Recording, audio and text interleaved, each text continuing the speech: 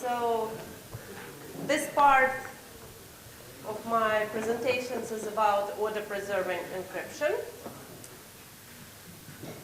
So what is it for? The main goal is to allow sorting encrypted data and making range queries on encrypted data, and we will consider the setting when there is no index prepared by the user, which means we want to encrypt data on the fly and later sort and make range queries on the server side for the ciphertext. Okay, so assuming we have data which can be sorted in some manner, for example, numerical data, it may be very useful for some applications to allow the client to do range queries. For example, if we have salaries, then the client may ask the server to find all the records for people with salaries in some range from here to here. And as I mentioned already, order-preserving encryption can provide a very natural, efficient solution for the problem. So what is order-preserving encryption?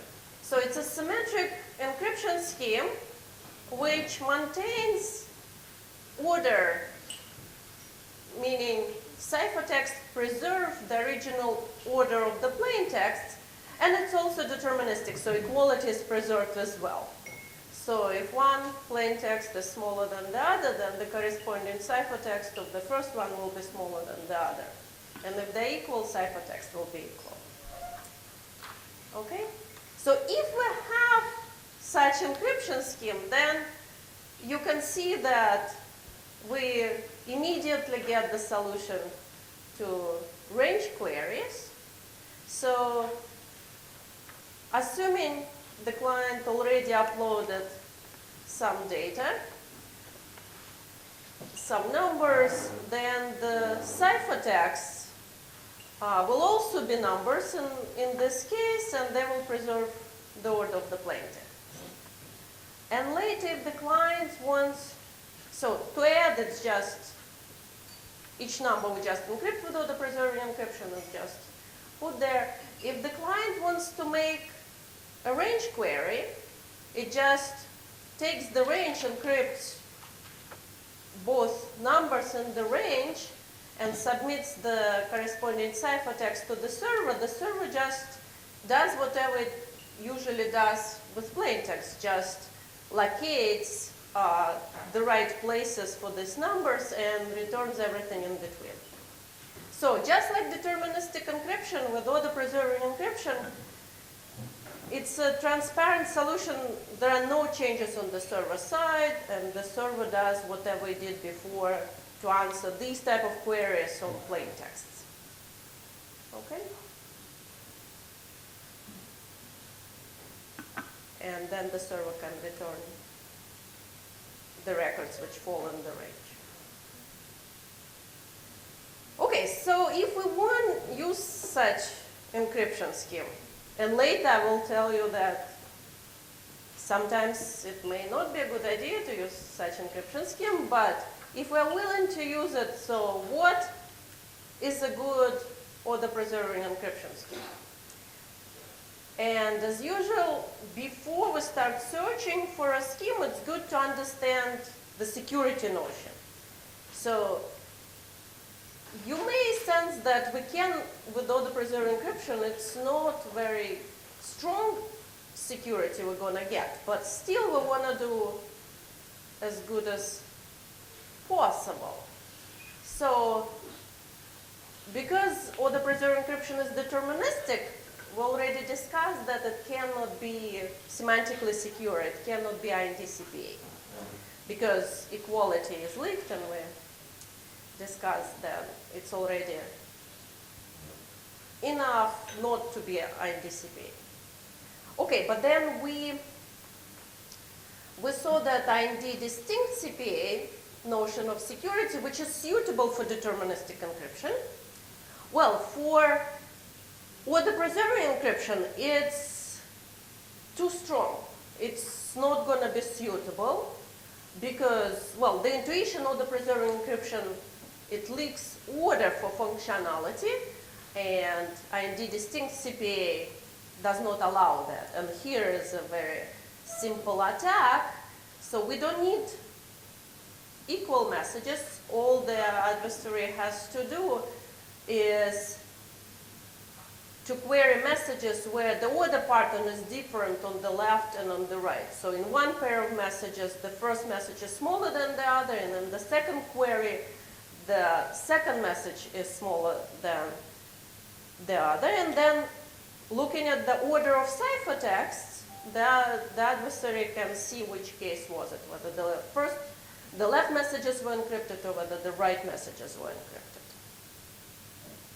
So no other preserving encryption scheme can be indeed distinct CPA. And we can try to do the same fix. We can weaken this definition even further so that it's suitable for the preserving encryption. And so any idea how we can weaken the definition so these attacks do not apply? Anyone want to say? So when to make IND-CPA suitable for deterministic encryption, the problem was the order is leaked, so we disallowed, the equality was leaked, we disallowed equal messages. Now we know that order is leaked, so we have to disallow this situation what I presented. So we would just ask the attacker to query so that all the messages on the left and on the right will be in order, in the same order. So the order pattern of all the messages on the left should be the same as the messages on the right. But being them in the same order is just one example. So that will be one definition, IND ordered CPA, or IND or CPA. So we allow the attacker to query different messages on the left and on the right, except that they all should, so this is not allowed because this is out of order. But everything else is allowed. And the intuition is that everything about plain text should be hidden except for equality and order pattern. Because this is what we want to leak for functionality of encryption scheme. Okay, so it's a natural definition. So we could try to satisfy it, meaning find an encryption scheme which would satisfy this definition.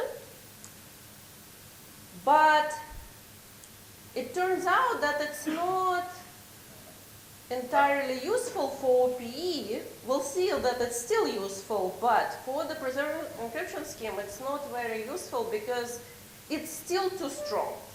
So we show that no deterministic or the preserving encryption scheme can be secure under this definition. Yeah? Why do we insist on it being deterministic? To want to search for the actual value, we can always do a range query of one value above and one value below, right? And then, or a range query of both being the same. Why do we want it to be deterministic? So I'm trying to recall that's a good question. I'm trying to recall the proof if it relied somewhere. I think we just did the proof for deterministic one, but yeah, it don't seem like it would be essential. So the intuition, yeah, so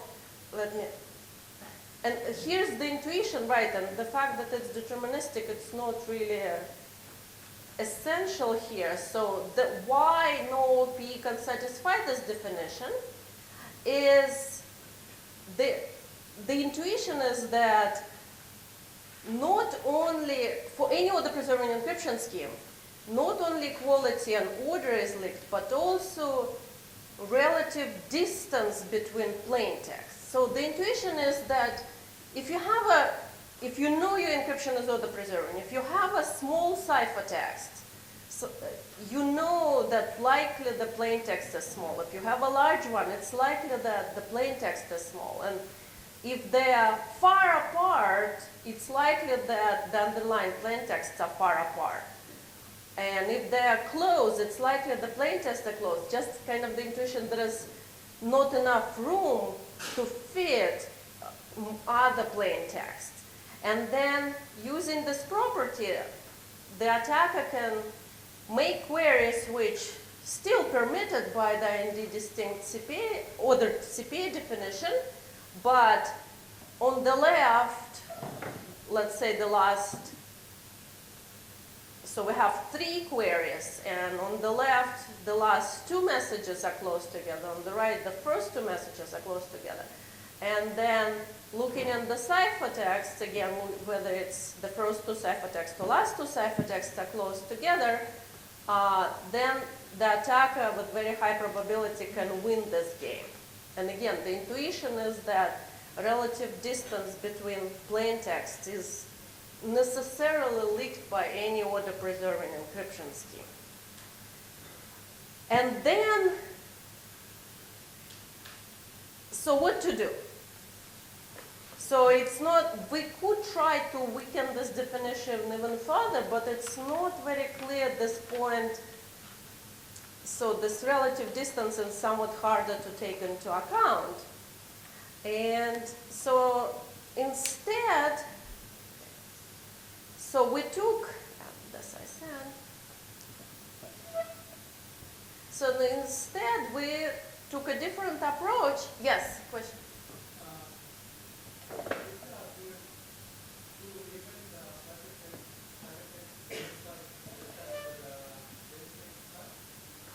So first we proved that this result that it's unachievable unless the ciphertext size is exponential in the message size, but then later we removed this requirement. So it's really, but somehow I just checked, I'm not sure it's the updated different version, I'm confused a little bit. But yes, so it's regardless actually. The proof works that it's regardless of the ciphertext size. Yeah. So the different approach we took is, instead of working with the NDCP style definitions, how about we work with the PRF style definition? So the PRF notion is for security of block ciphers, for example, that there you say a block cipher is secure if it's indistinguishable, its output behavior indistinguishable from a random function. So how about, and random function there is like the ideal object you can have for a block cipher. So how about we use the same idea here and we say that my OPE scheme is secure if it's indistinguishable from its own ideal object, which in our case is a random but order preserving function. It's still order preserving, but other than that it's random. And here's the definition. So it's exactly like PRF,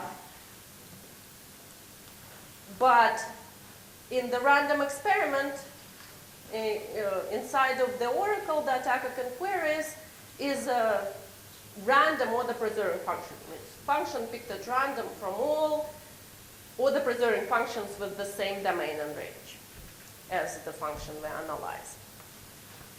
Okay? So, and we call this definition, or like security pseudorandom order preserving function, or POPF. Okay? And so we require that the scheme is secure OPE if no attacker can distinguish in which experiment it is with noticeable probability. Okay? And so it turns out that this definition can be achieved by an order preserving function, by OPE. And so let's discuss a construction. So, of course, a random order preserving function, we cannot use it in practice. It's secure under our definition, kind of trivially, but we want something which behave like this one, but has a very short description, a short key. But which building block to use, right? So with all pretty much most symmetric encryption schemes, we have block ciphers, and we can build something good from block ciphers, maybe also using hash functions.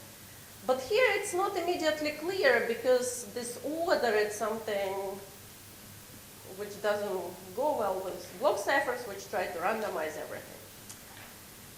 So instead, we will work with some tools from combinatorics, and let's see the idea for the construction. So the observation which will give rise to a secure construction is that there is some very close correspondence between the set of order preserving functions. So let's say domain size is M and the range size is N, and the set of all M out of N combinations. So already from this picture, okay, so I think I have, oops. Let me see this. Yeah, so actually I'll put this. So assume, let's perform this balls and bin experiment. So this is some two example. I want to construct a random order preserving function from domain, so it's 4 and range is of size 6. And imagine I have a bin where I have 6 balls total, and I have, so they're of 2 color, and I have M, so 4 blue balls, and the rest is white. Okay? So, and let me just pick a ball out of bin at random and just put it here, and so forth. I just, whatever the color is, I just pick a random ball and just put them all in order. And now I just can construct a function by just like connecting. I'm looking only on the blue dots I picked, and exactly M of them. And so they define order preserving function. Okay? So we don't know, like, you may not see that it's a random order preserving function, but it's a definitely order preserving function. Okay? So let me go back. Okay, and any M out of N combination defines some order preserving function.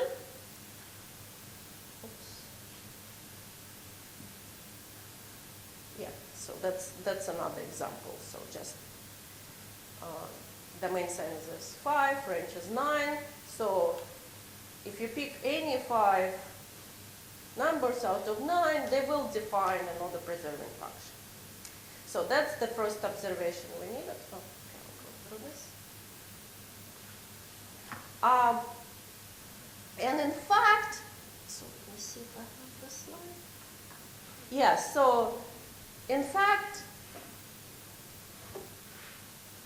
we show, well, like we observe it's, that the random variable which defines the number of blue balls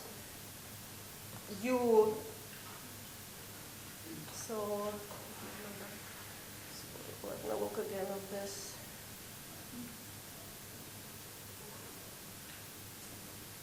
Right, the random variable which describes the number of blue balls you picked after you picked X balls follows the negative hypergeometric distribution.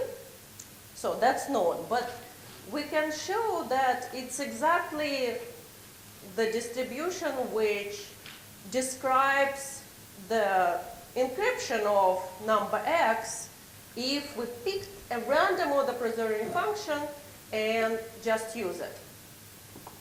Okay, and therefore pretty much that's an idea. If we can efficiently sample negative hypergeometric distribution, then we can compute encryption of any number we want.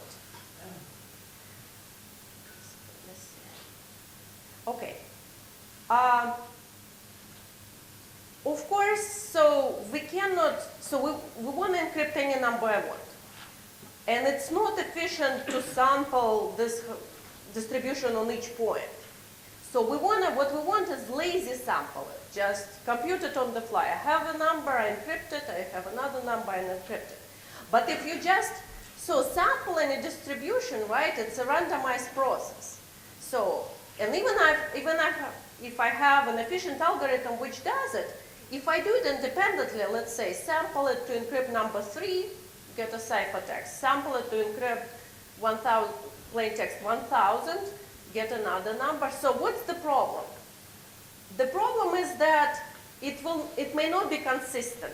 What I will construct will not necessarily even be order preserving function.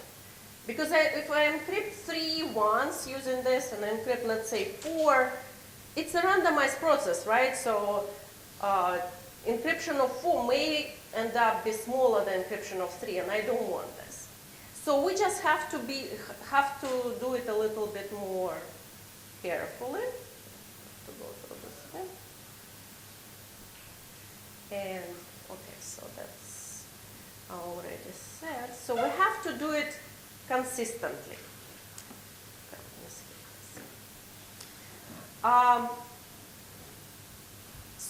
And the idea here, as we encrypt points, all we have to do is adjust the domain and range in where we sample this negative hypergeometric distribution.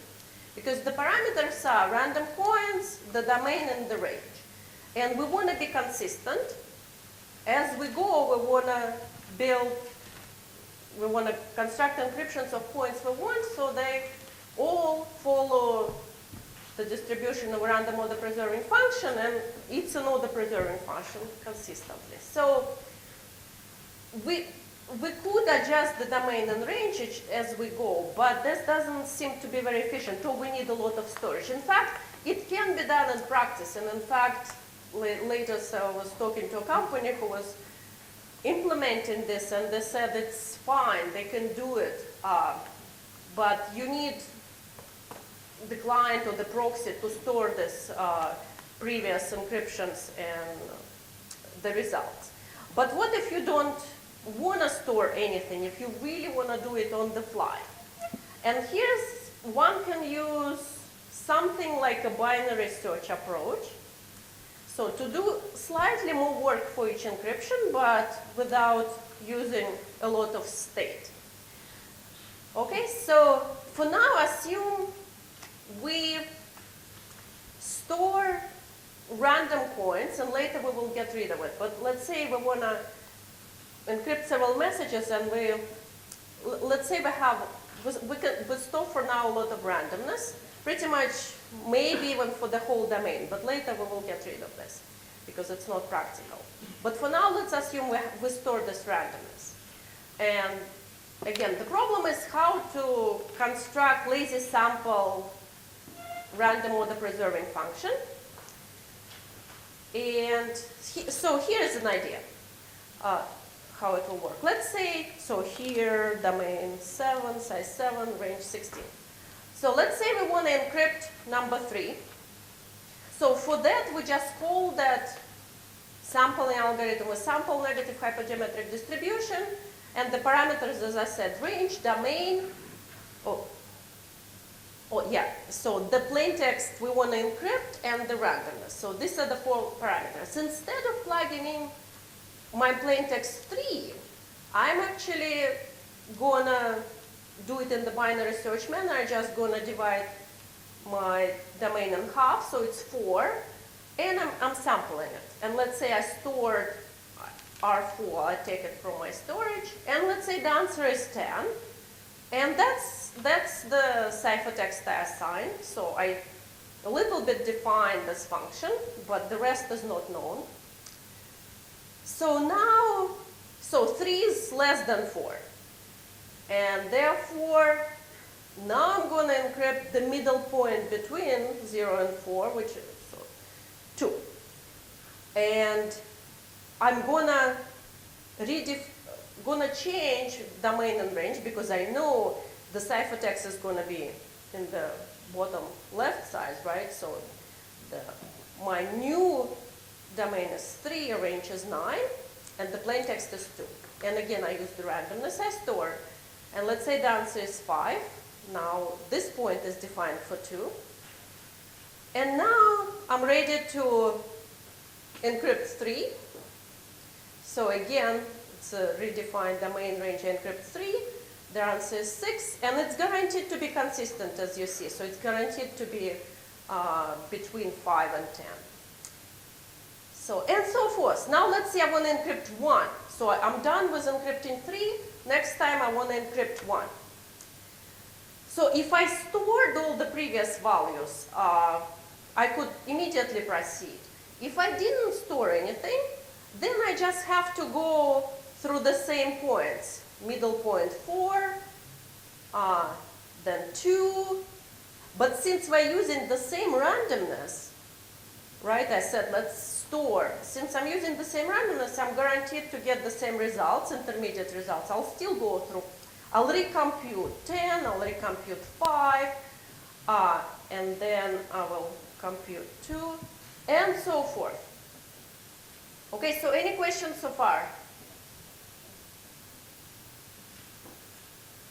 And if we want to encrypt 6, we would go to the right. But as we go, we will, if some point, we will recompute the same values likely if we have to. Yeah. So one approach is to remember what you encrypted or went through before. The other approach, actually, let's not remember anything. It's just we're going through the well-defined binary search, right? Middle point converging to the plain text I want to encrypt. But the key here is to use the same randomness for the same value, right? So when encrypting 1, let's say I don't remember anything, but just random coins. I have to go through 4, and I'm going to use randomness for 4. So I'll recompute 10. And then I'll go through 2 again, and I'll use the same randomness for 2. So I will recompute ciphertext 5. Okay? So binary search just tells you where to go, but for the same points we computed, we'll consistently recompute the ciphertext on the fly because we're using the same randomness for the same parameters. Okay? Any other questions?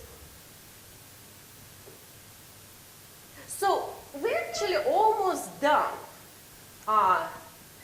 So the only thing is that storing randomness for each plain text, that sounds like a lot of storage, a lot of state to preserve, and we don't want to. Ideally, we want to do the same thing, just remembering very short key.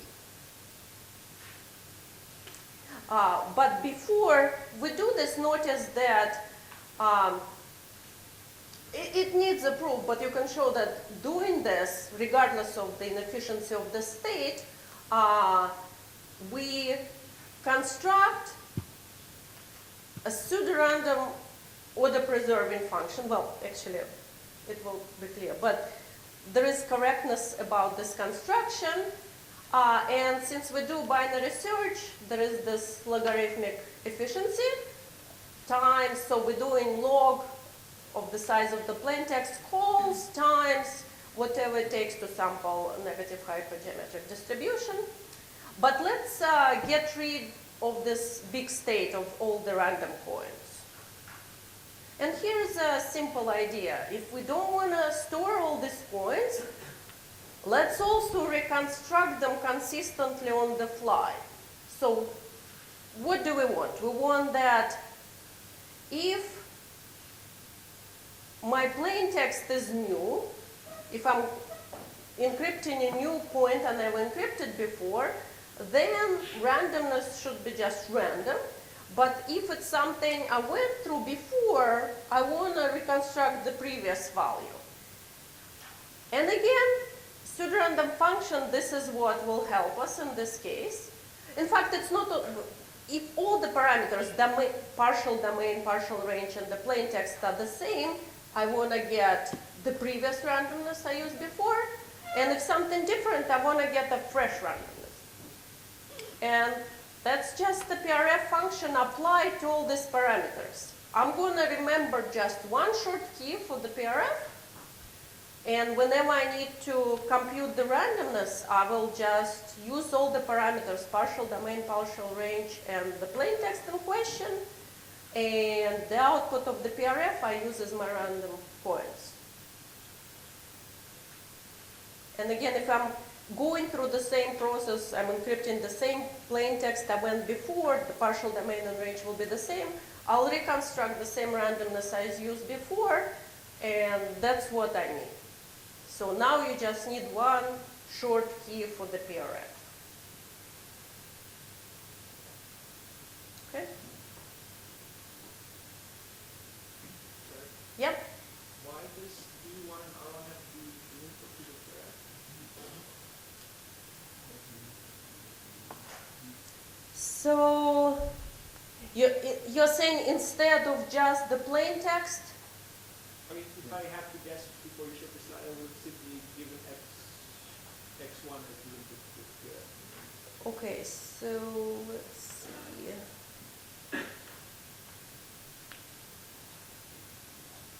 The choice of the random points here only seems to depend on what you're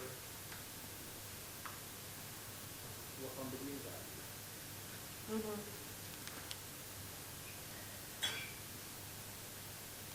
Yeah, let me recall, because I don't remember myself. Let me recall if it's not. So I guess the question is can it be that you're going through the same point with, so that the domain, partial domain and range change? And so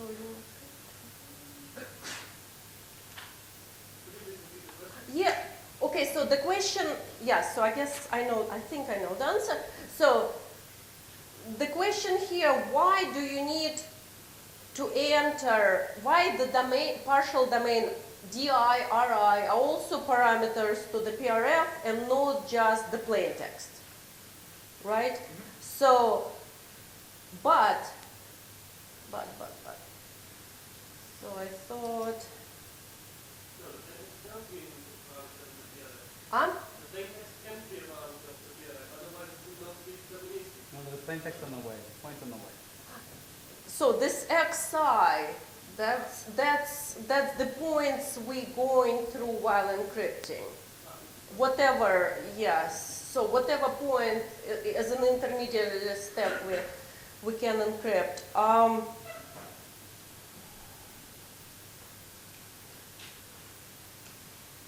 Well, I guess it's if you use the same key, but you just doing encryption for if your domain size changes, right? So then you want the whole process to be independent. If you like with the same key, you can try to compute ciphertext on a different domain. Then you may go through the same plain text, but the suggested partial domain and range will change, and it makes sense that the randomness you will use for this will be independent. No? I guess then I don't understand the scheme on the previous slide. Do you want to ask the question? Like, do you want to? It seems that so the only randomness that goes into this NHGB is the orange part, right? And Right, so the orange part is the randomness, and all. your points you choose seems only to depend on the green part. And so, like if this works with uniformly random coins, it seems the only problem you have is to get pseudorandom. Yeah, right, but I'm saying that if later you use the same key to encrypt, if you're working with a different domain, then it's almost like we want to have different encryption scheme. And then it makes sense if that one uses random coins, and then it will use new domain and range. You're using the same key in a different domain, and then it's using different keys. Ah? Yeah. Yeah, you can say that. Mm-hmm.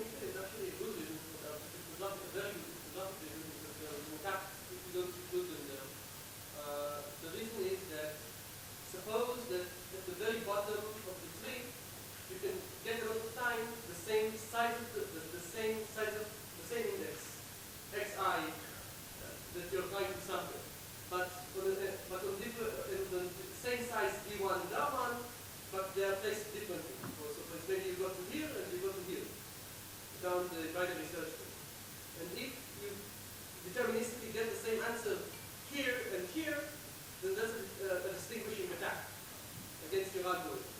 So you need to actually have not only dependence on xi for the PRF, but also on actually, do I have a size 5 domain here or here? You actually bounds of the domain to enter as parameters. So because otherwise the small differences will always be the same. Yes, which would be very easy to distinguish. Oh, I'm not sure I follow. no, I think I fall. I think I fall because you can If I go down, hit the same intermediate point, kind of slightly going from a different. yes, Pla- same. No. No, you can't. In binary search system, Yeah. So can you? no, you No, can't. if you go. You can't. Yes, let's say that at some point the tree I get very down below, I get domain of size 4 and domain of size 2 and range of size 4. If always my response would be the third output, then always when I know that I take three adjacent values, then they are going to have a similar pattern. Yes, It seems you're saying you cannot only have domain and range, which is clear. Which Plain text is different each time. yeah. So no, but you go. You can't. No. Yeah. After the break. It's not- Okay, so let's, at least it doesn't hurt, but I think that, I think there is a reason for this. Okay, so we're basically done. That's construction, which probably satisfies this pseudorandom or the preserving function definition, and it seems to be efficient. The only, negative, actually, you cannot just implement it as is because unfortunately there is not efficient algorithm for sampling negative hypergeometric distribution. There are approximation algorithms using negative binomial distribution, but the analysis, so it's not very clear, so there is no real analysis for this one. And but luckily, a slightly different distribution, just hypergeometric distribution. There are efficient sampling algorithms that are implemented part of MATLAB and other products. And so it's slightly different. It's like how many members of a random M set are less than the value. You need to tweak the encryption and decryption algorithm for this, but it can be done. It's just less intuitive, and that's why I presented it for negative hypergeometric distribution. So efficiency is overall, you still go log m times that, and that time to sample is now efficient and it can be implemented. It's not super efficient. It's not like computing a block cipher. And in fact, it's kind of a bottleneck because it has this floating point operations, but it can be done. And overall, it's still what we call efficient. And we proved that as long as the block cipher is a pseudorandom function, then the resulting scheme is a pseudorandom or the preserving function.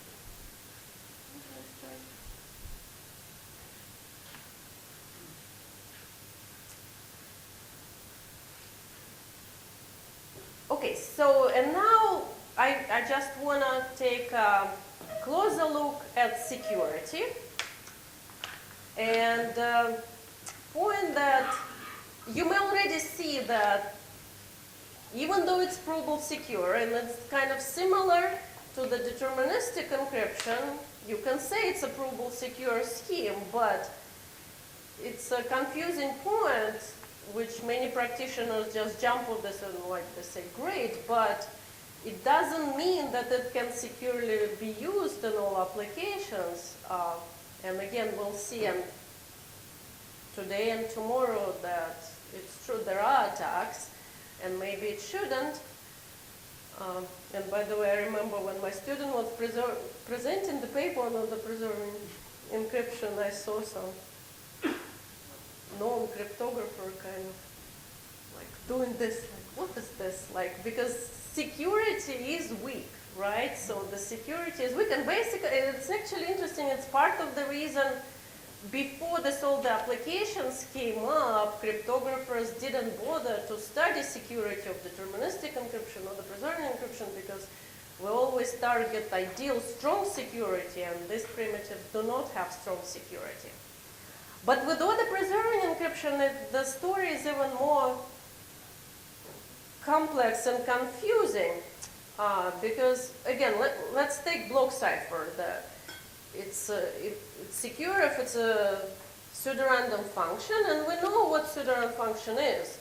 It's like on each new point it's random and independent. Yes, equality is leaked, and it can be something too.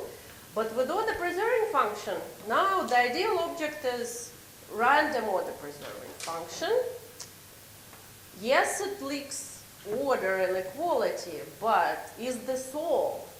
We cannot say that it's all. We already know that the relative order of plain text is leaked, right? And also you know the distribution. You know the distribution ciphertexts follow, and what does that mean for application?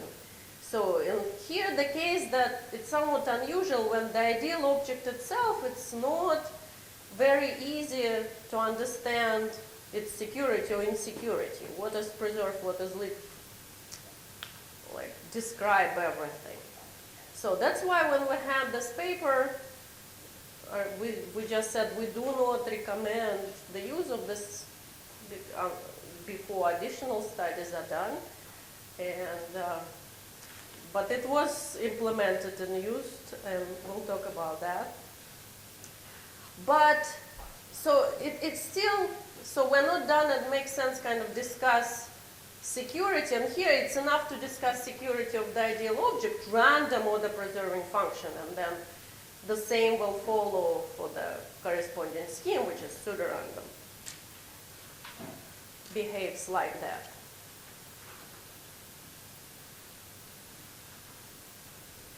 Okay, so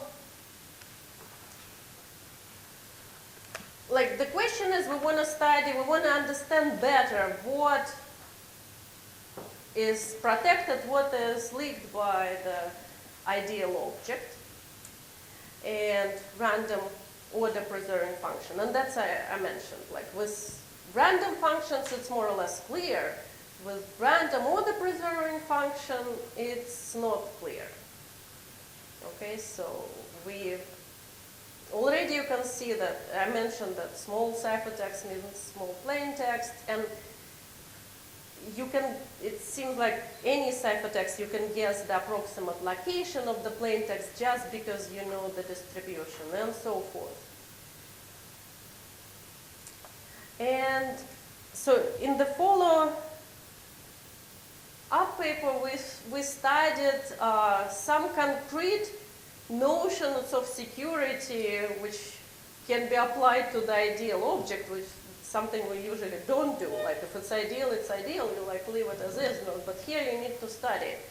So we just looked at the very basic notions of one-wayness, and with respect to the location of the underlying plain text for a given ciphertext, and also computing distance between to ciphertext of the underlying plain text given to.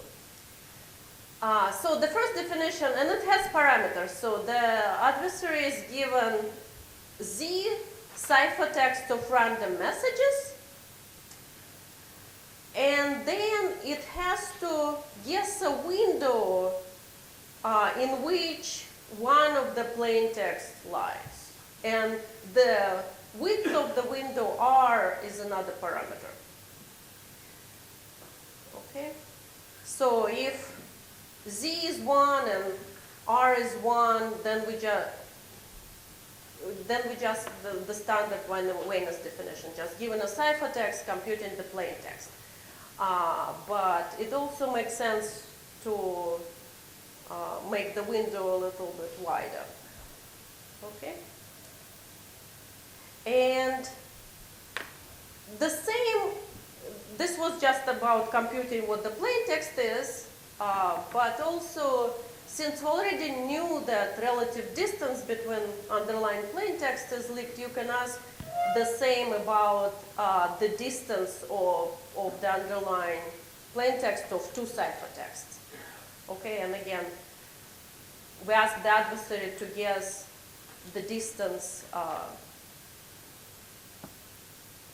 between the underlying plain text of any two ciphertexts. By the way, when did I finish? In 10 minutes. Oh, okay. Okay, and so what are the results? So let me just tell you.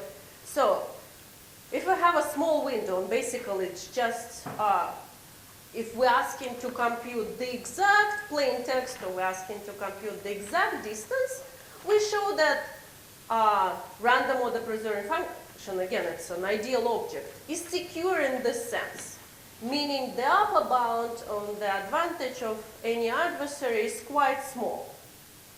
So that sounds like good news, but yes, it may be hard to compute the exact plain text, but maybe it's not hard to compute some bits of the plain text, or maybe even like where approximately it lies, and that's the intuition, and in fact that's true. So if we widen the window, that then the scheme becomes insecure, meaning we have lower bounds. We show attack that the adversary and calculate the probability that the adversary can compute where approximately the plain text lies.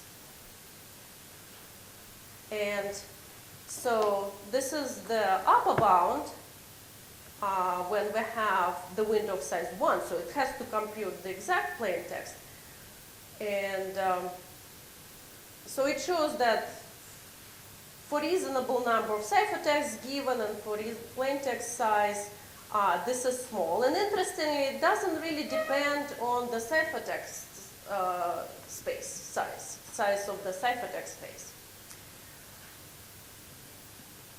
Okay, so well, yeah, so and this is what I wanted to just show, this lower bound showing insecurity is that when the window size is not too small, actually some constant b, no, it doesn't have to be large, times square root of the size of the plain text, then the adversary can with very high probability compute the underlying plain text. Okay? And the similar bound can work very similar for the distance. Again, computing the exact distance between two plain texts is hard, but if you make the window wider, then it becomes easy. Okay? And so from these bounds, it actually shows that about half of the most significant bits of the plain text are leaked by any order preserving function. A half. And So I had another example. Yes, so if you assume the database of all zip codes in the US, and I think there are like 4,200 of zip codes, and then the attacker has just look, and then you use secure run order preserving encryption to encrypt those. Then just looking at any ciphertext, the attacker can compute, again, most significant bits, but how they are, it basically can guess the state where they're coming from. So it's not, obviously, so not very secure overall. So again, how to judge? And given all these results, so still I don't know what to say to practitioners who ask me to recommend or the preserving scheme to use. So this, knowing all this, it may be fine for some data and applications, but just usually we would like to have very good security definitions and solutions, and they say for practitioners to decide whether it's suitable or not. But here, even for specialists, and I don't know how they can decide how to evaluate these risks. Yes, you know this, but it's not everything what's leaked. When I say half of the bits are leaked and that's it, I'm not even sure that's it, right? So we have this bounds, but you may try to analyze it from some different angle and to find something else. On the other hand, this seems like the best you can have if you're working with order preserving encryption, because it's like the ideal object in this situation. So it's a complex situation. There were other follow-up works. I mentioned some of them in the next session, but here I just wanted to show that Malkin et al. Had a order preserving encryption scheme which probably hides most significant bits, which is good. So it's much better in terms of one-wayness in this sense than our scheme, which sounds good, but at the same time, you can see that, and I don't have the details, but you can see from the construction that it's not pseudorandom order preserving function, it leaks some other things. And how to judge, it has very good security in one sense, but then the other things are leaked, and who knows how that's important. And you know it may leak some other things because it doesn't mimic the ideal object well. So it's a complicated situation. Yeah.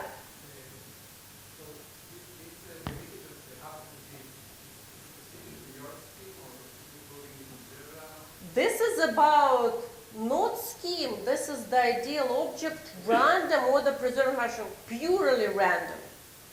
Purely random. So if you're working with this definition, pseudorandom, you cannot do better. You only can do slightly worse. So it's about the ideal object.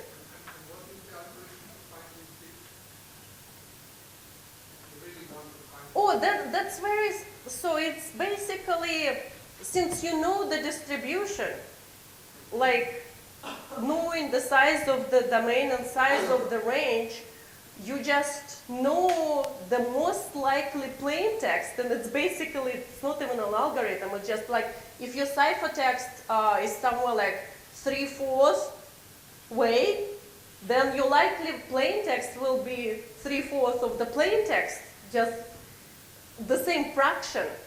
And you know that your plain text is there, plus minus, and that's your guess, and which works. So just as simple as that.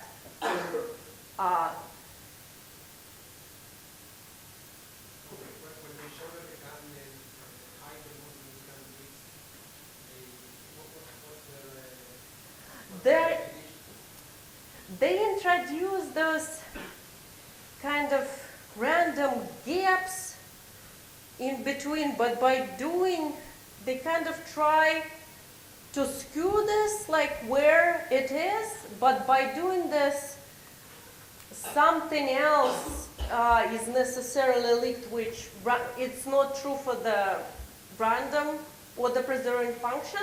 I don't remember exactly, but it's like it does something very differently. It hides this, but then I forgot. I may look it up in the break, like what exactly does it leak. So it does it differently. So here, this insecurity comes that we have to mimic random or the preserving function. And it has this weakness already, and they say like, we're not going to do this. We're going to construct it following totally different distribution, but how do you know that what they do is good, right? Because, yeah, it's a tricky situation.